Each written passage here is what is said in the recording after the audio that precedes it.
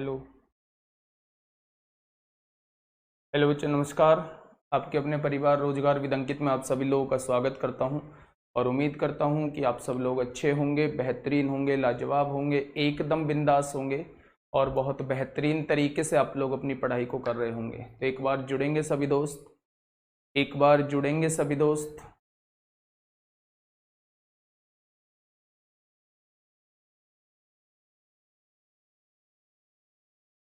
एक बार जुड़ेंगे सभी दोस्त।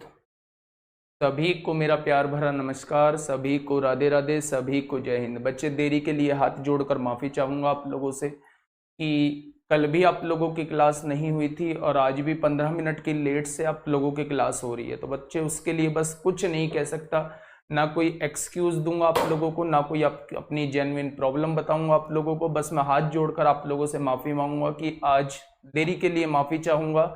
कल से कोशिश करूंगा कि बच्चे बिल्कुल भी लेट ना हो। क्लास 7 का मतलब 7 बजे स्टार्ट हो, किसी भी हाल में स्टार्ट हो, ठीक है। बस आज इतना ही बोल सकता हूं, इससे ज़्यादा आप लोगों से कुछ नहीं बोलूंगा, ठीक है। आपकी मर्जी है, आपको जो बोलना है बच्चे बोल सकते हैं, ठीक है। चलो शुरुआत कर रहे हैं एक बहुत इंपोर्टेंट टॉपिक से, बहुत इंपोर्टेंट कॉन्सेप्ट से। रेशियो एंड प्रोपोर्शन की आज 5वीं क्लास है और 5वीं क्लास में बच्चे 4थी क्लास तक हम लोग बहुत कुछ देख चुके हैं। यानी कि हम लोग सिक्के वाले क्वेश्चन देख चुके हैं और चीज़ों को बढ़ाया जाता है तो कैसे वो समानुपात में होती हैं वो सारी चीज़ें देख चुके हैं। मध्यानुपात कैसे निकाला जाता है, प्रथमानुपात कैसे निकाला जाता है, मतलब मोस्टली पार्ट हम लोग देख चुके हैं। अब थोड़ा बहुत जो पार्ट बचा है बच्चे, वो मिश्रण का पार्ट बचा है, जो मिश्रण के क्वेश्चन जनरली बन रहे होते हैं और मिक्स क्वेश्चन आप लोगों के बच रहे हैं, ठीक है। तो शुरुआत कर रहा हूं बच्चे उसी से, ठीक है। बहुत बढ़िया। चलो, पहला क्वेश्चन आप लोगों के सामने ये रहा। पहला क्वेश्चन बच्चे मिश्रण का आप लोगों के सामने ये रहा कि जो रेशो वाले क्वेश्चन होते हैं वो मैंने आप लोगों को मिश्रण में भी कराए होंगे। एक्चुअल में वो होते रेशो के क्वेश्चन है। मिश्रण जो करता है केवल चैप्टर को छोटा करने का काम करता है, इससे ज्यादा कुछ भी नहीं, ठीक है। पहला क्वेश्चन दिया है कि एक बर्तन में दूध और पानी का अनुपात जो है वो 3:4 दिया हुआ है। यानी इस बात का मतलब क्या है दोस्त? अगर मैं इस बात का मतलब आप लोगों से पूछता हूं तो ये उस बात का मतलब है कि जो बर्तन है ना, उसमें दूध के तो 3 हिस्से हैं और पानी का जो है वो बच्चे 4 हिस्से हैं। तो अगर मैं आप लोगों के सामने लिखना चाहूं कि दूध और पानी के हिस्से कितने हैं, तो आप लोगों का जवाब होगा जी 3-4 है। उसने कहा है कि हमने 3 लीटर पानी और डाल दिया तो यह अनुपात 3:5 हो गया। 3:5 हो गया तो दूध की मात्रा कितनी है? अब मेरी बात को थोड़ी सी गौर से सुनना। हमने डाला क्या है? आप कहोगे जी जो पहले रेशो था 3:4, हमने उसमें पानी डाल दिया है। अच्छा, एक बात मुझे बताओ कि अगर मैंने उसमें पानी डाला है तो क्या दूध की मात्रा में कोई बदलाव हुआ? तो आप कहेंगे बिल्कुल नहीं हुआ। अगर दूध की मात्रा में कोई बदलाव नहीं हुआ तो जितने हिस्से पहले दूध के होने चाहिए थे, क्या उतने ही हिस्से अब होने चाहिए? तो आपने कहा जी बिल्कुल सटीक है, पहले भी 3 दूध था, अब भी 3 ही दूध है, ठीक है। बहुत बढ़िया। अगर मैं पूछूं पहले पानी कितना था तो आपका जवाब होगा 4 था। अब मैं पूछूं अब पानी कितना है तो आपका जवाब होगा 5 है। तो बच्चे, अगर मैं पूछूं पानी मिलाया कितना तो आपका जवाब होगा 1 पानी मैंने इसमें मिला दिया है। तो उसने कहा है ऐसा तब होता है जब हम इसमें 3 लीटर पानी डाल देते हैं तो क्या 1 पार्ट की वैल्यू 3 के बराबर आएगी? भाई, मेरे 1 पानी मिलाने से ही रेशो चेंज हो जा रहा है। तो उसने कहा है क्वेश्चन में 3 लीटर पानी डाल देते हैं तो क्या 1 पार्ट की वैल्यू 3 के बराबर हो जाएगी? अगर 1 पार्ट की वैल्यू 3 के बराबर हो जाएगी तो प्रारंभ में दूध की मात्रा आप लोगों से पूछी है, तो क्या वो 3 पार्ट की वैल्यू आपसे पूछना चाह रहा है? अगर एक हिस्सा 3 के बराबर है तो 3 हिस्से बच्चा किसके बराबर होंगे? यानी शुरुआत में जो दूध रहा होगा वो 9 लीटर रहा होगा। अगर बच्चे आपसे पानी पूछा जाता तो 1 बराबर 3 है तो 4 बराबर 12 आ जाता।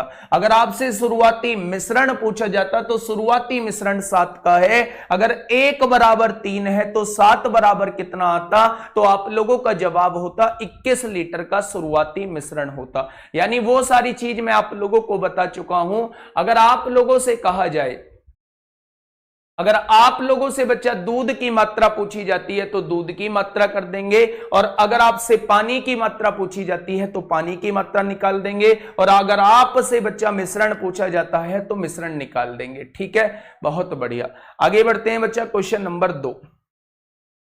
क्वेश्चन नंबर 2 फिर से मिश्रण का क्वेश्चन है, और ये वो क्वेश्चन है बच्चे जो आपसे 2020 या 2021 में आपके एग्जाम में पूछे गए हैं, यानी एसएससी के किसी एग्जाम में पूछे गए हैं जो आप ही के समकक्ष कोई एग्जाम है।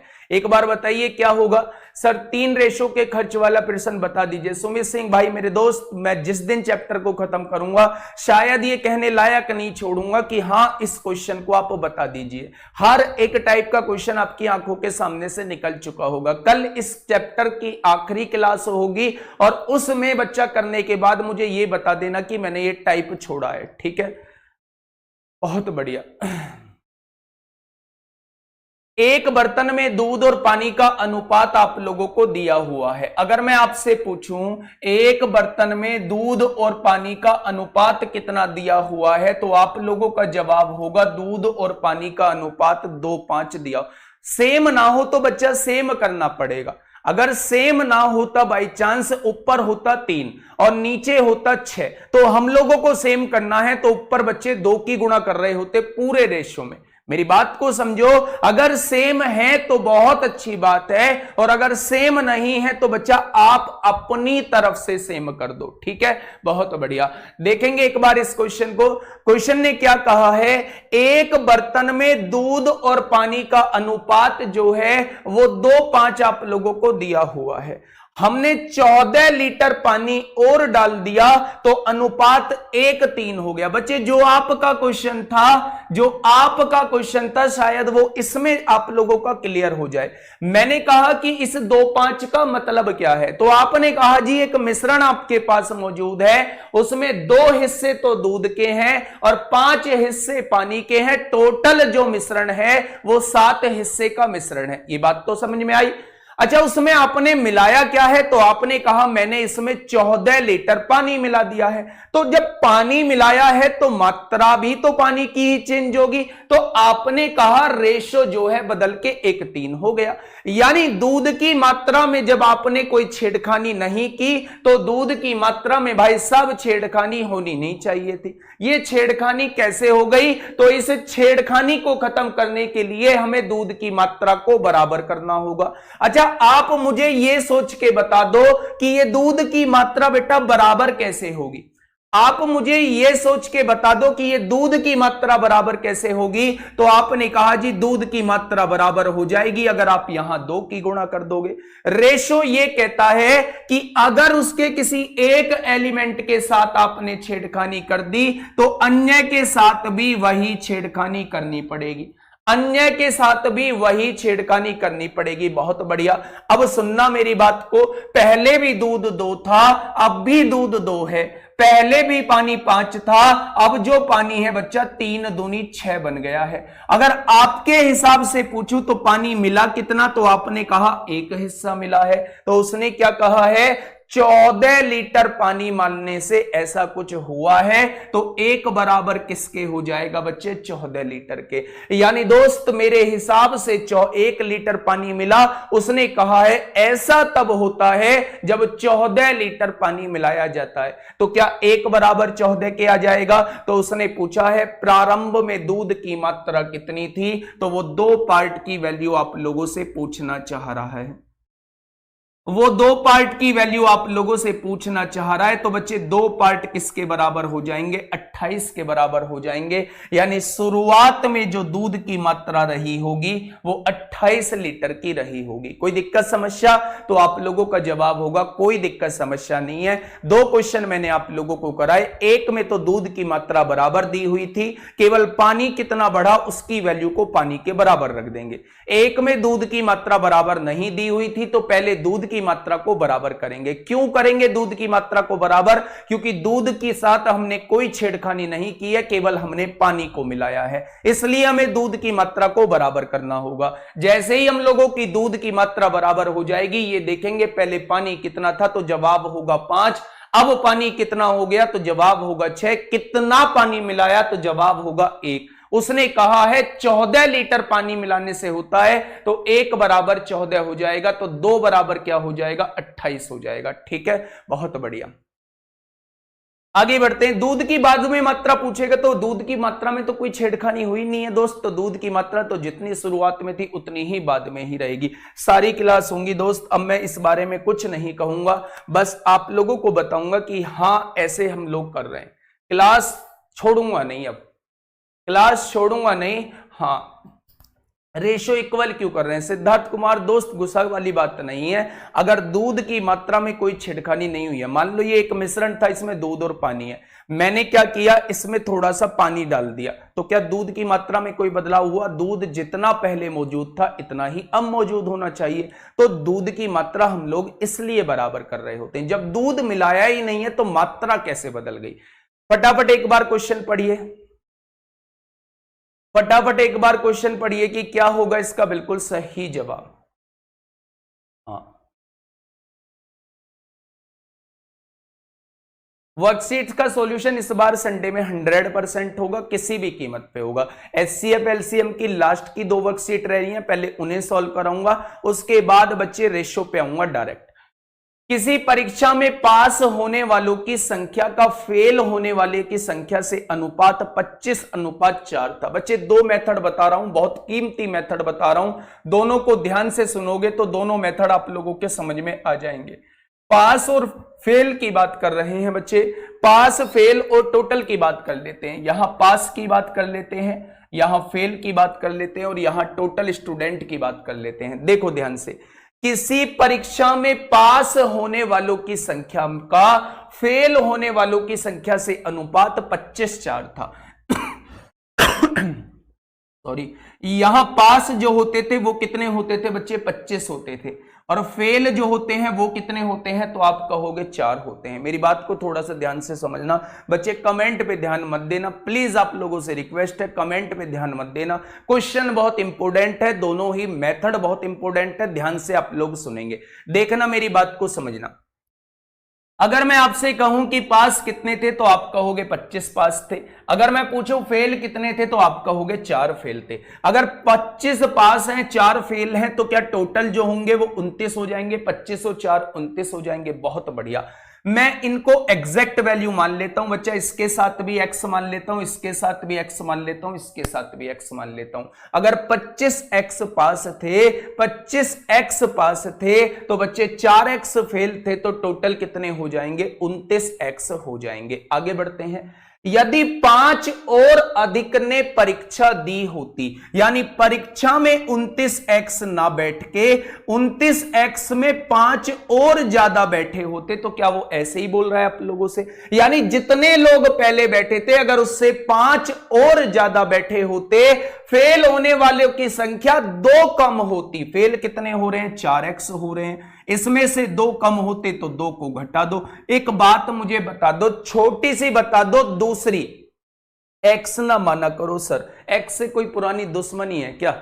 ए मान लो बच्चे। पहले अगर वास्तव में मैथ को इंप्रूव करना चाहते हो तो कॉन्सेप्ट को डेवलप करो, और कॉन्सेप्ट डेवलप करने का एकमात्र रास्ता ही एक्स होता है। अगर मैं आपसे कहूं कि मैं एक्स की जगह ए मान रहा होता तो शायद आप लोगों को कुछ परेशानी ना होती, लेकिन जितने भी टॉपर मिलेंगे, जितने भी मैथ में स्ट्रांग वाले मिलेंगे, उनका केवल एक ही सजेशन होगा कि सबसे पहले कमांड जो है वो एक्स पे बनाओ। अगर x वो चीज है बच्चे जो ना तो क्वेश्चन को बड़ा करता है, केवल आपके मन का वहम है, क्वेश्चन को बड़ा करेगा उतने ही स्टेप में आंसर आएगा जितने स्टेप में बच्चे पहले आता होता है। ठीक है, एक बार ध्यान से समझने की कोशिश करो। x माना क्यों है? अच्छा, ये रेशो दिया हुआ था, 25 में 4 जोड़ता तो 29 लिखता। अब उसने कहा 5 और विद्यार्थी ने परीक्षा दी होती तो 29 में 5 जोड़ के 34 लिख देता, जबकि ऐसा पॉसिबल नहीं है। ये रेशो दिया हुआ है और यहां 5 जो है ये एग्जैक्ट वैल्यू दी हुई है। तो हमें x मानना ही पड़ेगा। अगर पहले 29x परीक्षा दे रहे थे तो अब जो है वो 5 ज्यादा परीक्षा देंगे। अगर पहले 4x फेल हो रहे थे तो अब 2 कम फेल होंगे। अगर मैं आपसे पूछूं कि टोटल ने इतने ने परीक्षा दी, उसमें से इतने फेल हो गए तो पास कितने बचे, तो क्या आप इसमें से फेल वालों को घटा दोगे? जितनों ने परीक्षा दी उसमें से फेल कितने हो गए उन्हें साइड कर दो। 29x में से 4x जाएंगे तो क्या 25x बचेंगे? प्लस के 5 में से माइनस के 2 जाएंगे तो क्या प्लस के 3 बचेंगे? आपका जवाब होगा जी, बिल्कुल ठीक बोल रहे हो, बिल्कुल ऐसा ही होगा। उसने कहा है बच्चे, तो यह अनुपात 22:3 हो जाता, मतलब पास और फेल का अनुपात जो है वो 22:3 हो जाता।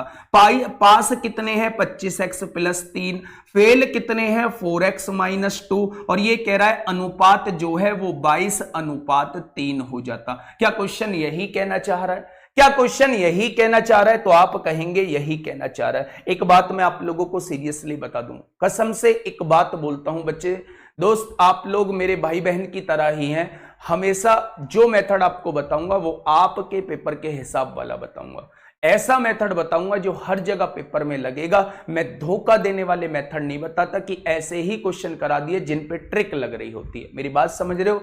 चाहे वो लड़का हो चाहे वो लड़की हो, अगर मैंने कोई मेथड बोर्ड पे लिखा है तो उस पर गौर किया करो। बहुत मेहनत से पढ़ा रहा हूं, बहुत दिल से आप लोगों को पढ़ा रहा हूं। अभी कुछ नहीं कह सकता, लेकिन पेपर के बाद आप लोगों को यकीन होगा कि वास्तव में वो पल जो था वो बहुत जबरदस्त पल था। शायद उस पल को हमने यूटिलाइज कर लिया होता, उस पल का यूज हमने कर लिया होता। बस इतना ही आप लोगों से कहना चाहूंगा। अच्छा, एक बात समझना, जब भी ऐसी कंडीशन दी हुई हो तो क्या क्रॉस में मल्टीप्लाई करते हैं? बहुत बढ़िया। 25 की गुणा 3 में करेंगे तो कितना होगा? 75x होगा। 3 की गुणा 3 में करेंगे तो 9 हो जाएगा। यहां देखेंगे 22 की गुणा 4 में करेंगे तो 88x होगा। माइनस 22 की गुणा 2 में करेंगे तो 44 हो जाएगा। अब देखो ध्यान से सुनना, अगर ये 75 प्लस का उधर जाके माइनस का होगा तो 88 में से 75 जाएंगे तो 11x बचेंगे। 88 नहीं 13x बचेंगे। 88 में से अगर 75 जाते हैं तो कितने बचेंगे दोस्त? तो आप कहेंगे 13x बचेंगे। 44 माइनस है, इधर आके प्लस का, 44 और 9 कितने हो जाएंगे? 9 और 4 13, और 44 ही था ना, ये कितना हो जाएगा भाई? कहीं गड़बड़ी हुई है क्या हमसे? ये 29x था, 25 और 4 29 हो गया, 25 और 4x 29x हो गया। यदि 5 और ने अधिक परीक्षा दी होती और फेल होने वालों की संख्या 2 कम होती तो 29 में से 4 गए 25x बचेगा, 5 में से 2 गए तो 3 बचेगा। तो यह अनुपात जो है पास और फेल का जो अनुपात है, पास इतने हैं फेल इतने हैं, यह अनुपात 22:3 होता। ठीक है, बहुत बढ़िया। अब सुनना, 25 की गुणा 3 में करी तो 75x हो गया, 3 की गुणा 3 में करी तो 9 हो गया, 22 की गुणा 4 में करी तो 88x हो गया, 22 दूनी 44 हो जाएगा। ठीक है, बहुत बढ़िया। 25x प्लस 7 कैसे होगा? ओहो, गलती होगी बच्चे, दोस्त, गलती हो गई। देखो, अगर टोटल में से फेल घटाओगे, थोड़ी सी गलती हुई है। टोटल में से, टोटल कितने हैं? 29x प्लस 5 है, उसमें से फेल वालों को घटाना है। फेल वालों को घटाना है तो क्या फेल वाले ऐसे ही घटाओगे? अगर मैं यहां से देखूं तो 29x प्लस 5 हो जाएगा, माइनस का 4x प्लस 2 हो जाएगा, यानी 29 में से 4 गया, 25x प्लस 7 आएगा। कितना आ जाएगा? यहां पे आएगा 25x प्लस 7 आ जाएगा।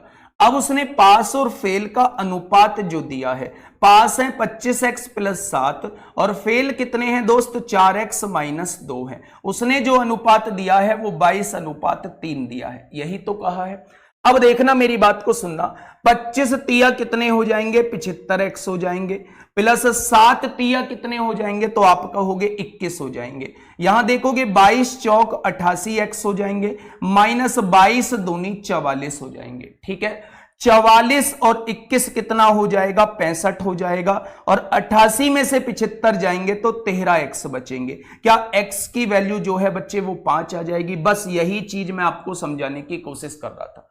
x की वैल्यू अगर 5 आ चुकी है तो परीक्षा में बैठने वालों की संख्या क्या होगी, तो वो 29x की वैल्यू आपसे पूछना चाह रहा है। तो x की जगह 5 रख दो, 29 पंजे कितने होते हैं, सवाल का जवाब 145 हो जाएगा। सवाल का जवाब 145 हो जाएगा। दोस्त इसका मेथड समझो पहले एक बार, फिर इसके 2 मेथड और कराऊंगा, देखना ध्यान से सुनना। उसने कहा है एक परीक्षा हो रही, अब कमेंट पे ध्यान मत देना, मेरी गारंटी है कि आप लोगों के दिमाग में ये बात जाएगी। मैंने कहा कोई परीक्षा है, उसमें पास और फेल होने वालों का अनुपात दिया हुआ है 25:4, तो पास मैंने 25x मान लिए, फेल मैंने 4x मान लिए, टोटल मिला के दोनों 29x हो गए। उसने कहा पहले से 5 ने अधिक परीक्षा दी होती और पहले से 2 कम फेल हुए होते, तो बच्चा आप देखो टोटल ये है, फेल ये है, टोटल में से फेल घटाओगे तो पास वाले विद्यार्थी आ जाएंगे। तो उसने कहा पास और फेल का रेशो 22/3 हो जाता। यहां से क्रॉस मल्टीप्लाई करी तो x की वैल्यू 5 निकल के आई। अगर x की वैल्यू 5 है तो 29 पंजे 145 हो जाएगा। अब ध्यान से सुनना, दूसरा मेथड सुनना और फिर उसके बाद तीसरा मेथड समझना बच्चे। अगर मैं आपसे पूछूं कि आप लोगों से क्वेश्चन में पूछा क्या है, तो आपने कहा परीक्षा में बैठने वालों की संख्या हम लोगों से पूछी है। क्या वो आप लोगों से टोटल विद्यार्थी पूछना चाह रहा है?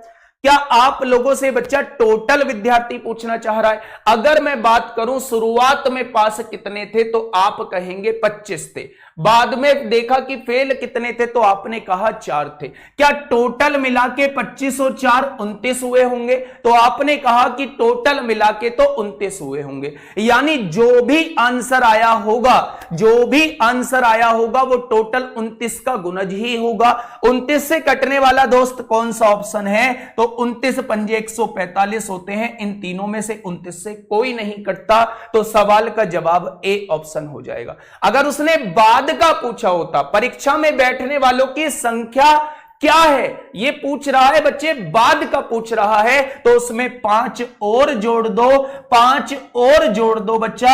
अब क्या हो जाएंगे? अब 150 हो जाएंगे, तो सवाल का जवाब जो होगा वो 150 हो जाएगा। अगर उसने शुरुआत में पूछा होता तो 145 आंसर होता, और अगर वो बाद का पूछ रहा है तो जवाब 150 होगा, क्योंकि बाद में 5 और परीक्षा दे रहे हैं। बाद में कितने परीक्षा दे रहे हैं? 5 और परीक्षा दे रहे हैं। लेकिन आपका सवाल होगा कि अगर एक से ज्यादा ऑप्शन ऐसे दे दिए जाए जो 29 से कट रहे हो, तो फिर हम लोग क्या करेंगे? फिर आप लोग ऐसे मेथड से जाओगे। देखो गुरुजी वो पहले वाले विद्यार्थी तो नहीं पूछ रहा है जी। हाँ बिल्कुल नहीं पूछ रहा, परीक्षा में बैठने वालों की संख्या क्या है अब के विद्यार्थी पूछ रहा है, तो अब तो 150 होगी। मेरी बात समझ रहे हो? चलो मैं इसका तीसरा मेथड बताता हूं, ध्यान से सुनना।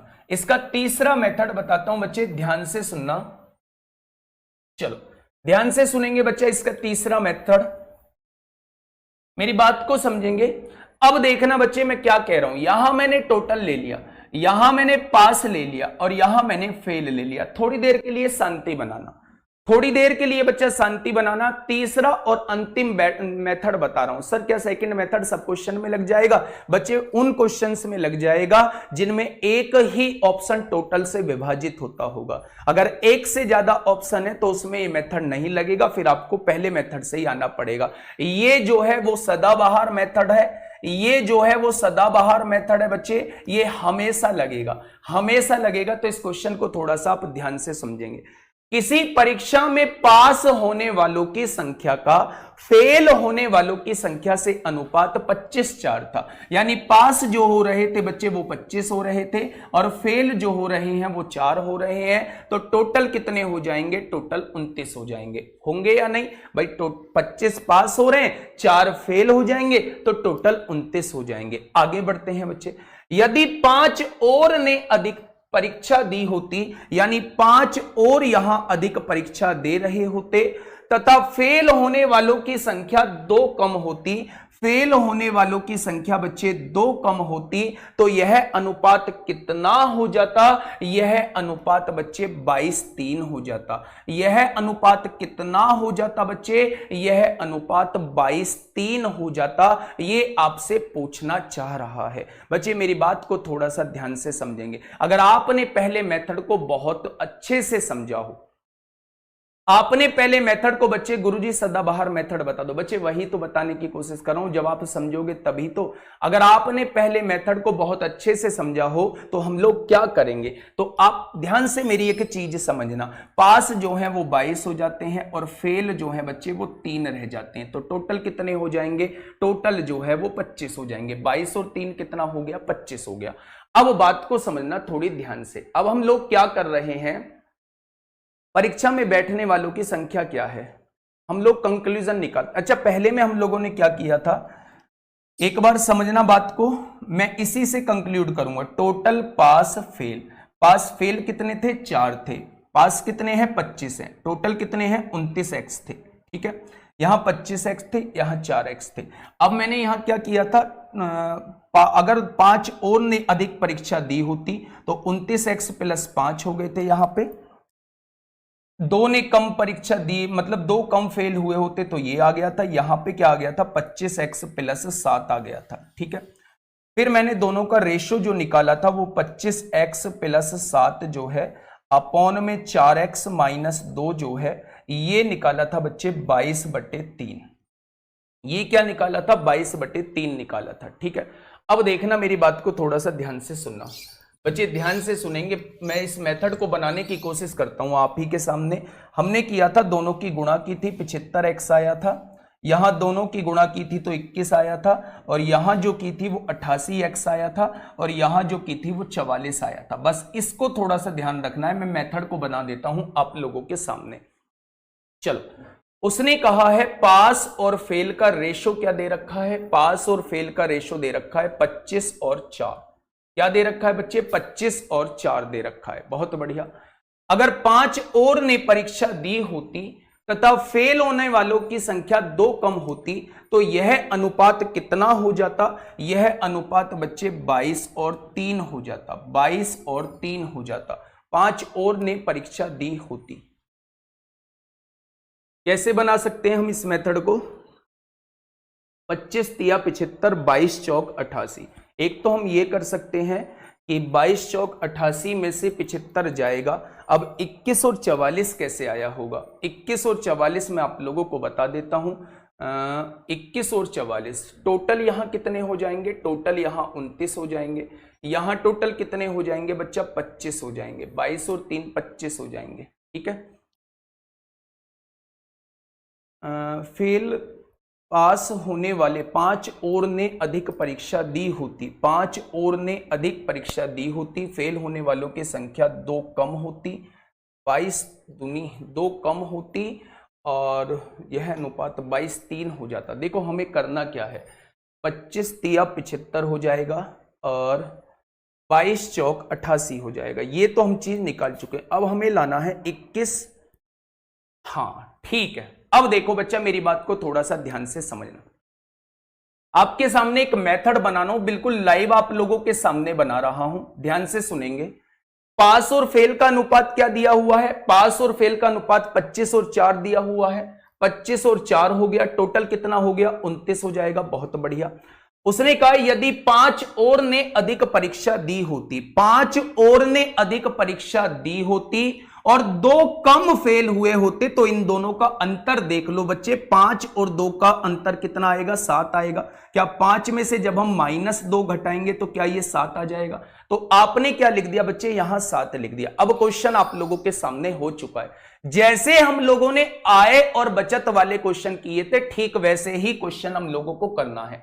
उसने कहा 25 तिया 75, 22 चौक 88। 88 और 75 देख लो बच्चा, इन दोनों का अंतर कितना आएगा? तो आप कहेंगे 13 आ जाएगा।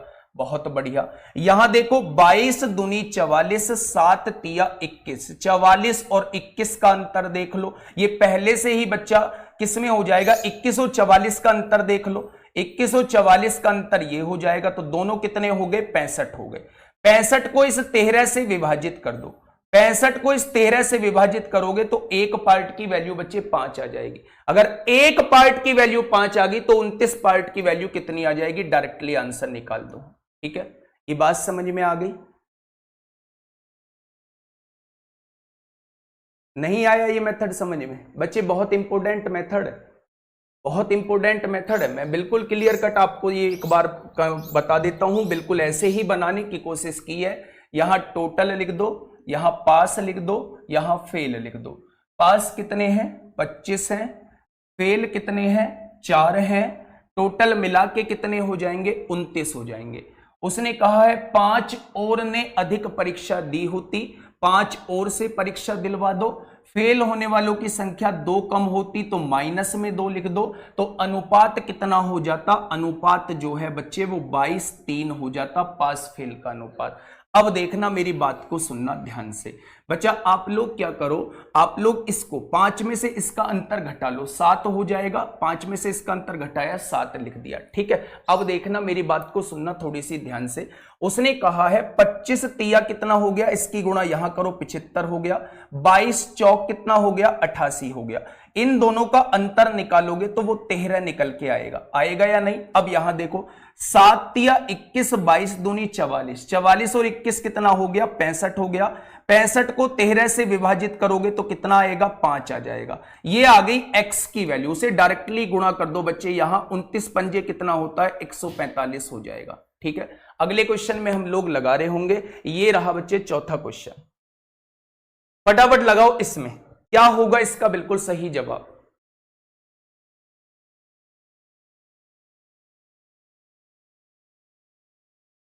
बताइए क्या होगा इसका बिल्कुल सही जवाब? छोड़ दो, तीसरा मेथड छोड़ दो बच्चे, तीसरा मेथड छोड़ दो अगर कंफ्यूज हो रहे हो तो। ये बताइए क्या होगा इसका बिल्कुल सही जवाब? देखो, किसी परीक्षा में पास होने वाले परीक्षार्थियों की संख्या फेल होने वाले परीक्षार्थियों की संख्या की 4 गुनी थी। यहां क्या लिख दो, यहां पास लिख दो, यहां क्या लिख दो बच्चा, यहां फेल लिख दो। फेल होने वाले विद्यार्थियों की संख्या की 4 गुनी थी, तो एक फेल होता होगा तो 4 पास होते होंगे। ये बात तो समझ में आ गई। यदि परीक्षार्थियों की संख्या पहले से 35 कम होती, बच्चे टोटल कितने हो जाएंगे, टोटल तो 5 हो जाएंगे, 4 और 1 5 हो जाएंगे। इसे भी x मान लो, इसे भी x मान लो, इसे भी x मान लो। उसने कहा है यदि परीक्षार्थियों की संख्या पहले से 35 कम होती, पहले से 35 कम होती तो भाई इसमें से 35 कम कर दो, बहुत बढ़िया। और फेल होने वालों की संख्या 9 अधिक होती तो इसमें 9 जोड़ दो, x + 9। अगर टोटल इतने परीक्षा दे रहे हैं, टोटल इतने परीक्षा दे रहे हैं, उसमें से इतने फेल हो गए तो पास कितने होंगे, 5x में से x गया तो 4x बचेगा। माइनस के 35 में से माइनस का 9 जाएगा तो माइनस का 44 हो जाएगा। क्या इतने जो है वो बच्चा पास हो रहे होंगे? उसने कहा है 9 अधिक होती तो उत्तीर्ण होने वाले तथा अनुत्तीर्ण होने वाले परीक्षार्थियों में 2:1 का अनुपात होता। अब दोनों का रेशियो निकाल दो, 4x - 44 हो गया, अपॉन में बच्चा x + 9 हो गया। अनुपात क्या कह रहा है, 2:1 का अनुपात कह रहा है। ठीक है, अब क्रॉस मल्टीप्लाई करेंगे तो बच्चा 4x - 44 हो जाएगा। यहां 2 की गुणा करेंगे तो ये 2x हो जाएगा, प्लस 2 की गुणा 9 में करेंगे तो ये 18 हो जाएगा। होगा या नहीं? 4x में से 2x जाएगा तो 2x बचेगा। 44 और 18 कितना हो जाएंगे दोस्त, 62 होगा। x की वैल्यू क्या आ जाएगी, 31 आ जाएगी। उसने पूछा है कुल परीक्षार्थियों की संख्या क्या है, यानी वो 5x की वैल्यू पूछना चाह रहा है, तो 5x की वैल्यू कितनी हो जाएगी, 155 हो जाएगी। क्या हो जाएगा जवाब, 155 हो जाएगा। इस बात में किसी को कोई दिक्कत है? इस बात में बच्चे ये मेथड हम लोगों को यूज करना है। हाँ, ये मेथड हम लोगों को यूज करना है। इस मेथड को बिल्कुल मिटा दो, इस पे हम लोग काम नहीं करेंगे तीसरे वाले पे, अगर ये कंफ्यूजिंग हो रहा है। ये मेथड मैंने आप लोगों को बता दिया, इसी पे हम लोगों को काम करना है। दूसरा क्वेश्चन भी बच्चे इसी पे बता दिया है। ठीक है, पांचवा क्वेश्चन फटाफट करेंगे। पांचवा क्वेश्चन बच्चे फटाफट पढ़ेंगे, क्या होगा इसका बिल्कुल सही जवाब। 4x - 44 कैसे हुआ बच्चा? देखो टोटल कितने हैं, 5x - 35 है, उसमें से उनको घटा दो जो फेल हुए हैं। फेल कितने हुए हैं, x + 9 हुए हैं। अब देखो 5x में से x जाएगा तो 4x बचेगा, -35 और -9 कितना हो जाएगा, -44। ऐसे आया है ये पास विद्यार्थी। ठीक है, आगे बताइए क्या होगा इसका बिल्कुल सही जवाब। 432 विद्यार्थियों वाले एक स्कूल में लड़के और लड़कियों की संख्या का अनुपात, लड़के और लड़कियों की संख्या का अनुपात, बॉयज और गर्ल्स का रेशो कितना दे रखा है, 5:4 दे रखा है। ठीक है, जब स्कूल में कुछ नए लड़कियां, अब बच्चे ध्यान से सुनना, उसने कहा है टोटल जो विद्यार्थी हैं वो 432 विद्यार्थी हैं। टोटल जो विद्यार्थी हैं वो कितने विद्यार्थी हैं, टोटल जो विद्यार्थी हैं वो 432 विद्यार्थी हैं। तो अगर मैं लड़कों की संख्या निकालना चाहूं तो लड़के कितने हैं दोस्त, 5 हैं। कितने में से, टोटल 9 में से। तो 432 में से कितना हो जाएंगे, अगर टोटल लड़के निकालना चाहता हूं तो क्या टोटल का 5/9 निकाल दूं। यहां से देखेंगे 9 चौक 36 होंगे, 9 अट्ठे 72 होंगे, तो 48 पंजे कितना हो जाएगा, 240 हो जाएगा। इसका मतलब 240 तो लड़के हो गए। ठीक है, अगर मैं बात करूं लड़कियों की संख्या की बात करूं तो लड़कियां कितनी हैं, 4 मौजूद हैं। कितने में से, टोटल 9 में से। तो 432 में से कितना हो जाएंगी, तो आप कहोगे 9 चौक 36 होगा, कितना बचेगा, 7 9 अट्ठे 72 होगा, 48 चौक कितना हो जाएंगे, 192 हो जाएंगे। हो जाएगा या नहीं। इसका मतलब उन 432 छात्रों में टोटल जो बॉयज थे वो 240 थे, टोटल जो गर्ल्स थी बच्चा वो 192 थी। ठीक है, आगे क्या कह रहा है, उसने कहा है कि जब स्कूल में कुछ नए लड़के लड़कियां दाखिला हो जाते हैं तो लड़कों की संख्या 12 और बढ़ जाती है तथा लड़कों लड़कियों से अनुपात बदलकर 7:6 हो जाता है। तो बताइए कितनी नई लड़कियों ने दाखिला लिया। यानी जब उस स्कूल में कुछ लड़के लड़कियां बढ़ा दिए गए, दाखिला ले लेते हैं, तो लड़कों की संख्या 12 और बढ़ जाती है। यानी अभी तो लड़के 240 थे, अब लड़के कितने हो जाएंगे, 252 हो जाएंगे।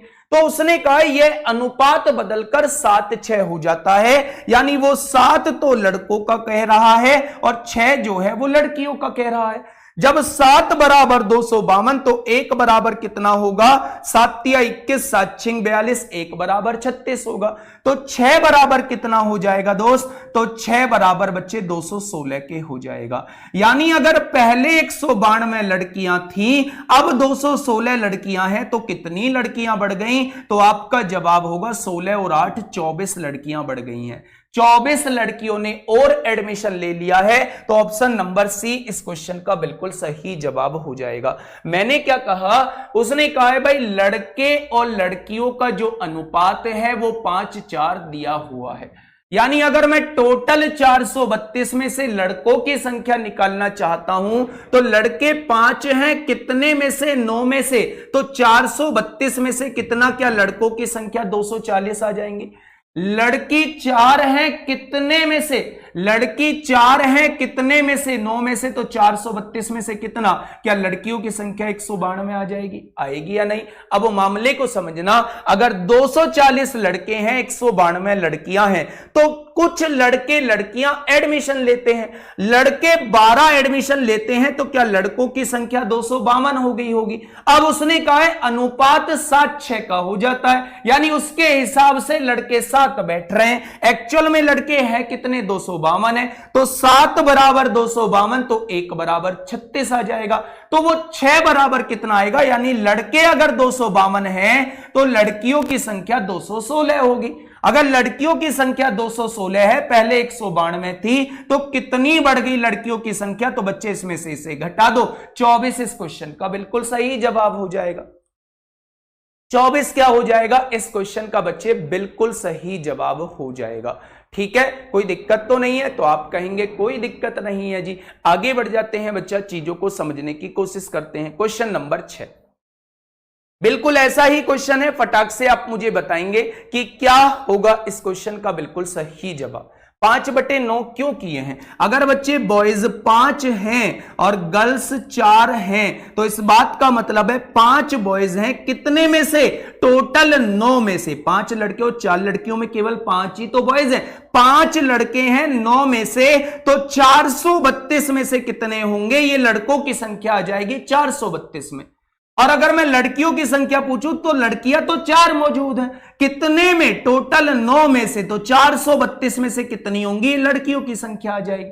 252 क्यों हुई? क्योंकि 12 और लड़कों ने एडमिशन ले लिया है। 240 में 12 जोड़ोगे तो 252 ही आएगा। ठीक है, आगे बढ़ेंगे बच्चा, इस क्वेश्चन को देखेंगे। इस क्वेश्चन का फटाक से जवाब देंगे कि क्या होगा इसका बिल्कुल सही जवाब। तो उसने कहा है बॉयज और गर्ल्स का आप लोगों को रेशो दिया हुआ है। क्या दिया हुआ है बच्चे? 13 और 9 दिया हुआ है। बॉयज और गर्ल्स का रेशो कैसे दिया हुआ है? 13 और 9 दिया हुआ है। कुछ दिन, अच्छा टोटल कितने हैं? 660 हैं। तो बच्चा पहले टोटल निकाल लो। अगर मैं आपसे पूछूं लड़के कितने हैं तो आप कहेंगे 13 हैं। कितने में से? टोटल 22 में से। तो 660 में से कितने होंगे? यहां से निकाल लो। 22 तिया 66 होते हैं। क्या लड़कों की संख्या 390 हो जाएगी? अगर मैं पूछूं बच्चे लड़कियां कितनी हैं तो आप जवाब देंगे 9 लड़कियां हैं। कितने में? टोटल 22 में से। तो 660 में से कितनी होंगी? तो आपका जवाब होगा जी 270 होंगी। यानी लड़के और लड़कियों को जोड़ के 660 आना चाहिए। आपके सामने इस तरीके से डिस्ट्रीब्यूट है वो। उन्होंने क्या किया है, कुछ दिन बाद 30 और लड़कियों ने विद्यालय में प्रवेश ले लिया। तो लड़कियां कितनी हो गई? क्या आप 300 हो जाएंगी। उसने कहा और कुछ लड़कों ने विद्यालय छोड़ दिया, कोई बात नहीं। तो लड़के और लड़कियों की संख्या का अनुपात 6-5 हो गया। यानी लड़के तो 6 हो गए और लड़की कितनी हो गई? 5 हो गई। और लड़कियां हैं कितनी बच्चे? 300 हैं। तो 5 बराबर 300, तो 1 बराबर किसके हो जाएगा? 60 के हो जाएगा। तो 6 बराबर किसके हो जाएगा? आप कहोगे लड़के जो रह गए वो 360 रह गए होंगे। अगर लड़कियां 300 हैं तभी अनुपात 6-5 का होगा। पहले लड़के कितने थे? 390। अब लड़के कितने रह गए? 360। तो कितनों ने विद्यालय छोड़ दिया? तो आपका जवाब होगा 30 लोगों ने बच्चा विद्यालय छोड़ दिया है। कितनों ने विद्यालय छोड़ दिया? तो आपका जवाब होगा 30 लोगों ने विद्यालय छोड़ दिया है। यह बात समझ में आई या नहीं? दोनों एक ही क्वेश्चन थे। हाँ, अगर एक की तो वृद्धि करने के लिए बोल रहा है, वो दोनों की वृद्धि थोड़ी ना करने के लिए। वो कह रहा है 30 और लड़कियों ने परीक्षा दी। देखो 30 और लड़कियों ने विद्यालय में प्रवेश लिया। यानी पहले 270 थी तो अब 30 और बढ़ा दो, अब 300 हो गई होंगी। उसने कहा अनुपात 6-5 का हो जाता है। यानी 5 बराबर 300, क्योंकि लड़कियों की संख्या मेरे हिसाब से 5, उसने 300 दी है। तो 1 बराबर 60, तो लड़के 360 ही रह गए होंगे। पहले कितने थे? 390 थे, अब 360 है। तो 30 ने परीक्षा छोड़ दी होगी। ठीक है, क्वेश्चन नंबर 7 की बात करते हैं। क्वेश्चन नंबर 7 की बात करते हैं। फटाफट मुझे बताएंगे कि क्या होगा इसका बिल्कुल सही जवाब।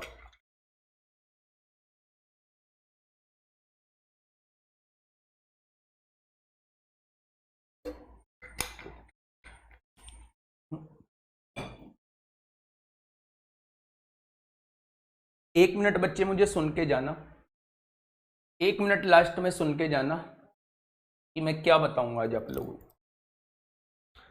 एक बैग में 50 पैसे, 25 पैसे और 10 पैसे, 50 पैसे, 25 पैसे और 10 पैसे के कुल 480 सिक्के हैं। टोटल सिक्कों की संख्या 480 है बच्चे। इनके मानों का अनुपात, मान दिया हुआ है बच्चे 5, 3 और 1। मान दिया हुआ है, मान का मतलब मूल्य दिया हुआ है। ठीक है, इन तीनों प्रकार के सिक्कों की संख्या क्या है? अच्छा एक बात मुझे बताओ, 50-50 पैसे मिला के मेरे 5 रुपए बैठ रहे हैं, तो क्या टोटल 10 सिक्के रहे होंगे? आपने कहा जी टोटल 10 कैसे हो जाएंगे? तो मैंने कहा कि 1 रुपया बनाने के लिए 50 पैसों की संख्या 2 की जरूरत होती है। तो 5 रुपए बनाने के लिए मुझे 10 सिक्कों की आवश्यकता पड़ेगी। ध्यान से सुनना, 1 रुपया बनाने के लिए मुझे 4 25 पैसों की जरूरत होती है। तो 3 सिक्के बनाने के लिए मुझे 3 रुपए बनाने के लिए क्या मुझे 12 सिक्कों की आवश्यकता होगी। 1 रुपया बनाने के लिए मुझे 10 पैसे के सिक्कों की संख्या 10 की जरूरत होती है, तो 10 पैसे के सिक्के कितने होंगे? 10 हो जाएंगे। अगर मैं आपसे पूछूं कि टोटल सिक्कों की संख्या कितनी आ जाएगी, तो आप कहेंगे 12 और 10 22 और 10 32 हो जाएगा।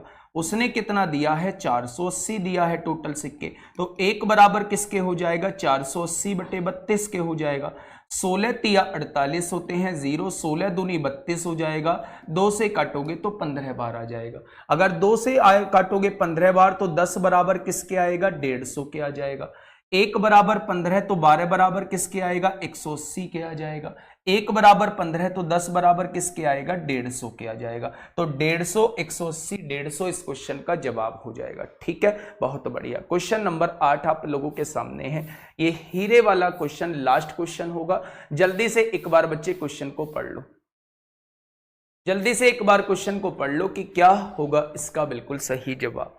देखेंगे एक बार, एक हीरा 3 हिस्सों में टूट गया। एक हीरा जो है बच्चे कितने हिस्सों में टूट गया? 3 हिस्सों में टूट गया। इन तीनों हिस्सों के वजन का अनुपात, बच्चे ये हीरा था, एक बड़ा हीरा था, बड़ा हीरा था, ये कितने पार्ट में टूट गया? 3 हिस्सों में टूट गया। 1 2 और 3, 3 हिस्से में टूट गया। बच्चे देखो ध्यान से सुनना, और उन तीनों हिस्सों का अनुपात क्या था? 2 3 4 था। यानी पहला हिस्सा 2 था, दूसरा हिस्सा 3 था और तीसरा हिस्सा 4 था। यानी 4 और 3 7 और 2 9, यानी बड़ा हिस्सा जो होगा वो 9 का होगा। तभी तो 3 इक्वल पार्ट में, यानी 3 पार्ट में 2 3 4 के पार्ट में टूटा होगा। ठीक है, उसने कहा है हीरे की जो कीमत है इसके वजन के वर्ग के अनुक्रमानुपाती है। यानी हीरे की कीमत जो है इसके वेट के डायरेक्टली प्रोपोर्शनल है। वेट ज्यादा तो हीरे की कीमत ज्यादा, वेट कम तो हीरे की कीमत कम। और किसके डायरेक्टली प्रोपोर्शनल है? वर्ग के अनुक्रमानुपाती है, वजन के वर्ग के, वजन के वर्ग। इसका वजन कितना है? 4 है, तो इसका वर्ग कितना हो जाएगा? 16 इसकी कीमत हो जाएगी। इसका वजन 3 है तो इसका वर्ग करेंगे तो 9 इसकी कीमत हो जाएगी। इसका वजन 2 है तो इसका वर्ग करेंगे तो 4 इसकी कीमत हो जाएगी। और इसका वजन 9 है तो इसका वर्ग करेंगे तो 81 रुपए इसकी कीमत हो जाएगी। बोला है उसने जितना वजन है उसका वर्ग कर दो तो ये उसकी कीमत आ जाएगी। तो वजन का वर्ग करा कीमत आ गई, वजन का वर्ग करा कीमत आ गई, वजन का वर्ग करा कीमत आ गई। ठीक है, यहां वजन का वर्ग करा कीमत आ गई। अगर ये हिस्सा ना टूटता तो टोटल माल 81 का रहता, लेकिन टूट के कितने का रह गया बच्चे? 16 और 9 25 और 4 29 का रह गया। टूट के कितना रह गया? 29 का रह गया। उसने कहा है यदि इस हीरे के टूटने पर 52,000 रुपए का नुकसान हुआ हो, मेरे हिसाब से कितने का नुकसान हुआ है दोस्त? 81 का बिना टूटे रहता, टूट के 29 का रह गया, तो कितने का नुकसान? 11 में से 9 गए तो 2 बचेगा, यहां 7 में से 2 गया तो 5 बचेगा। मेरे हिसाब से 52 का नुकसान, उसने कहा है 52,000 का नुकसान होता है। 52,000 का नुकसान होता है तो 1 बराबर किसके आ जाएगा? 1 बराबर 1,000 के आ जाएगा। तो उसने कहा है हीरे की मूल कीमत क्या है? हीरे की मूल कीमत तो 81 है, यानी वो 81 पार्ट की वैल्यू आपसे पूछना चाह रहा है। तो सवाल का जवाब क्या हो जाएगा? 81,000 हो जाएगा। ठीक है अब देखो मैं आप लोगों को कुछ चीज बता दूं बच्चे, सुन के जरूर जाना, सुन के जरूर जाना जो चीज मैं आप लोगों को समझाना चाह रहा हूं।